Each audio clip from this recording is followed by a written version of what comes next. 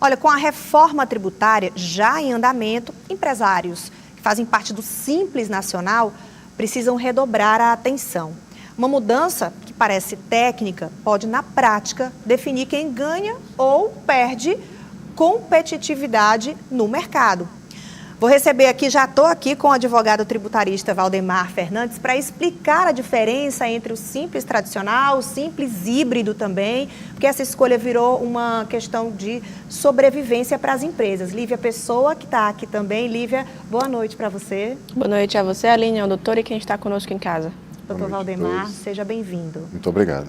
Bom, vamos explicar que essas mudanças aí já estão valendo, né? Então, vamos explicar para as pessoas por que é tão importante ficar atento ao que já está em vigor.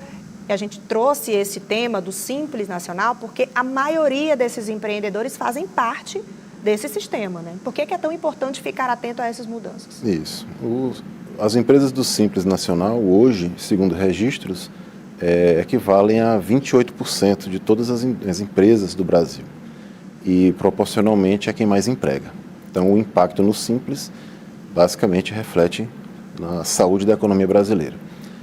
O Simples Nacional, aliás, a reforma tributária, ela é setorizada. Então, ela tem a reforma do consumo, a mini-reforma da renda. E, dentre essas reformas, essa mini-reforma atingiu especialmente o Simples. As empresas do Simples Nacional que fornecem serviço e produto para o consumidor final, a gente entende que ela pode continuar recolhendo tributos na modalidade tradicional. Então, qual é a grande vantagem do Simples? É recolher alíquotas menores em um único documento tributário, chamado DAS. Já após 1º de janeiro de 2026 e daqui para frente, empresas do Simples que não vendem para consumidor final, mas sim para outras empresas, que é o que a gente chama de business to business, B2B, é saudável que essas empresas do Simples elas passem a destacar os futuros tributos IBS e ICBS da nota fiscal. Por quê? Porque quem compra dessas empresas vai precisar abater o valor da compra do valor da venda, senão o seu produto se tornará caríssimo. Então, as empresas do Simples Nacional que têm intenção de fornecer para outras empresas têm a tendência natural a abandonar o sistema tradicional do Simples e passar para esse sistema híbrido, onde os tributos serão recolhidos à parte, o IBS e o CBS. Doutor, nesse sentido existe uma pegadinha quase, né? Porque muito se pensa que não identificando essas mudanças da reforma tributária, já que está no início, já que foi aprovada já recentemente no ano passado, mas já entra em vigor a partir de agora, sabemos que muitos acabam tentando driblar esse sistema, só que driblando vai encarecer ainda mais o produto. Então, qual é esse erro que o senhor percebe que pode ser muito comum em relação a esses empresários? Principalmente o senhor destacava o B2B e é um mercado que cresce cada vez mais, principalmente por meio da pejotização. Então, como que isso pode ter um impacto de arrecadação na ponta a partir da reforma tributária? É importante que o empresário saiba que não há muita saída para essa realidade. O sistema está organizado para pegar essas situações. Então, o empresário que vende e não faz o destaque, ele provocará que aquela empresa que comprou dele não possa abater essa despesa na hora de vender o seu produto. Então, essa sabedoria, vamos assim dizer, ou essa ausência de informação para aqueles que não conhecem, ela vai se refletir imediatamente, porque aquele que comprou não vai mais comprar daquele fornecedor, vai procurar um outro fornecedor. Ele não vai amargar esse tipo de prejuízo.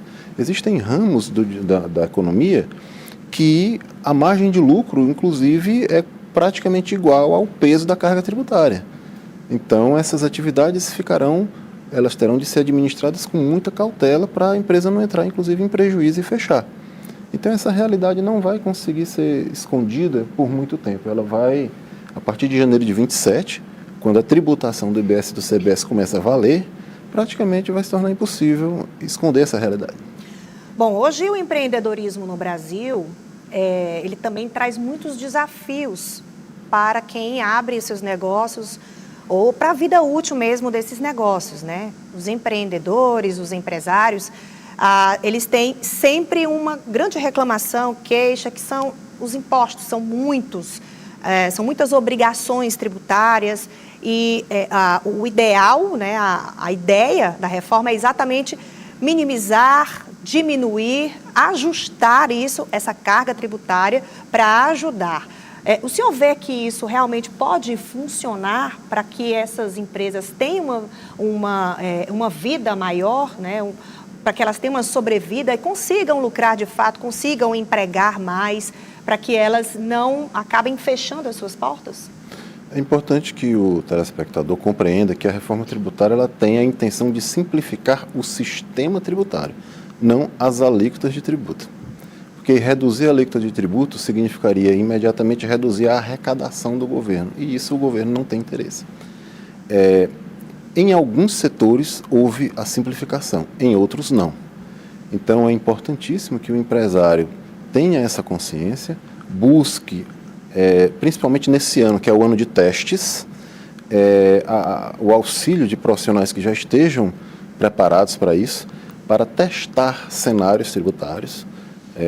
Isso tem acontecido muito, essa tem sido a tonalidade dos prestadores de serviço nesse começo do ano, testar diversos cenários, testar modalidades, rever e refazer sistemas de venda, organização de financeiro, até mesmo a organização de estoque, redistribuição de mercadorias em um único estoque ou vários estoques, ou seja, muitas são as situações em que as empresas podem conhecer como vai ficar e ter esse ano para se adequar e buscar, a partir do ano que vem, enfrentar de fato a arrecadação, buscando otimização, né? Buscando inteligência tributária, que é o que a gente conceitua dessa forma. Né? E para que isso aconteça, doutor, precisa ter um planejamento financeiro, uma sabedoria, como o senhor falou.